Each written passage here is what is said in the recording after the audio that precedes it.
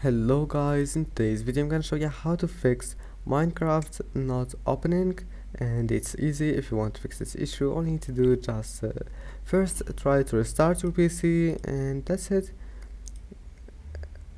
Just click restart and try again, and your problem that may help you to fix your problem. But if it doesn't fix it, type here background apps, click on it, turn off all those background apps here, and then type here game mode. Go to game mode settings, make sure it's on, and go to Xbox game bar, turn it off, and after that type here task manager,